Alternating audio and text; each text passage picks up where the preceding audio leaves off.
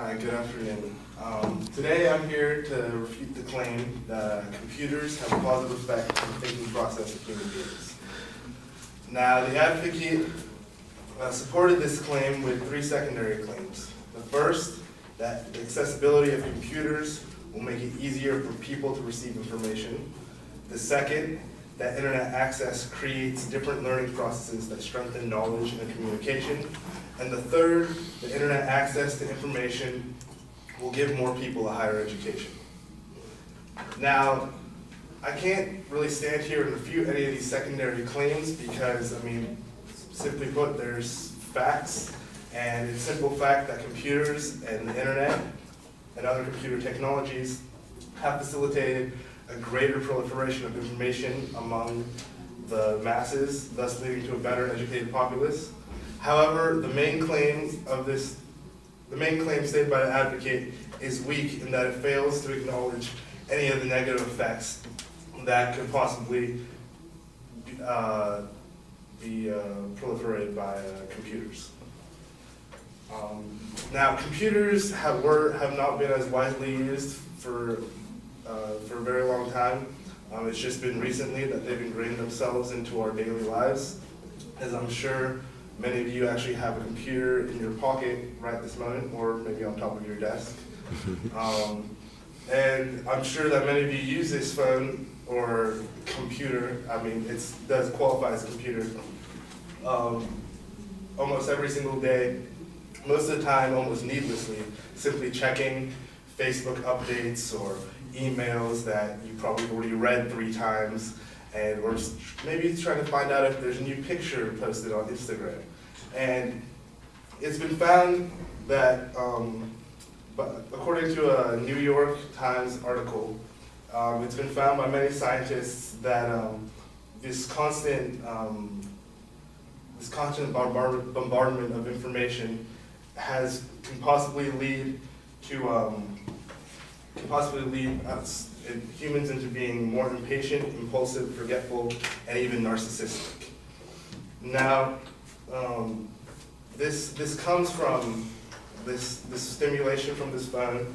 It triggers an ancient kind of biological response that, with the stimulation, it releases a spurt of dopamine, thus leading one to possibly becoming addicted, or in the absence of the stimulation, to becoming rather bored and unable to focus on whatever task is at hand. Now, according to Dr. Elias Abujad, the director of the Impulse Controlled Source Clinic at Stanford, he says that we are, quote unquote, we're paying a price in terms of our cognitive life because of this virtual lifestyle.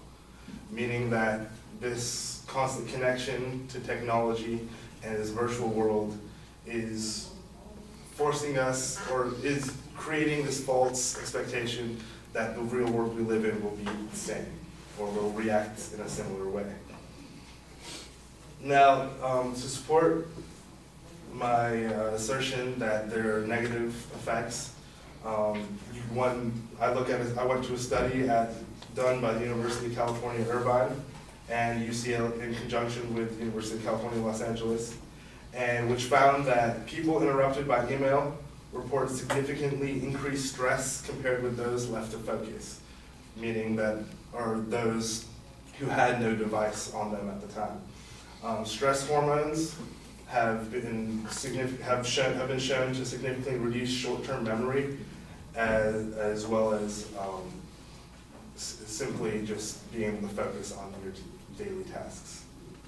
Now, I hope that after my speech, you guys now realize that there are dangers to being so absorbed in the technology around us, and that they're not all that they don't simply just give us benefits. Thank you.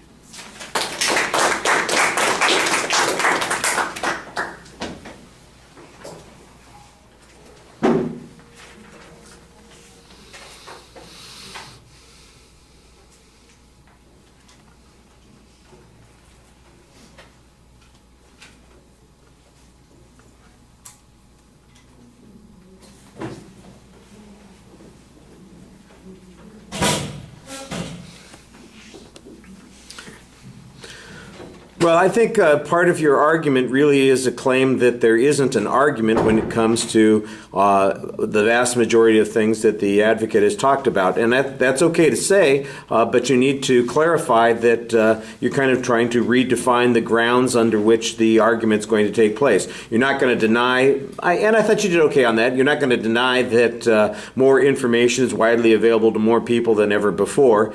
I think, by the way, that the inference that they're all better educated as a result of that is problematic. I'm not sure that having more access to information makes you better educated. It does mean that you have access to information, but that doesn't necessarily mean you know how to use it, and there's plenty of examples of that. I don't want to say where, but you don't have to look too far. We got lots of people who have access to information in here, and they just mouth the information, and they don't really know what they're saying sometimes. So you've got to really be careful about that, and I think that's the kind of argument that could be made there.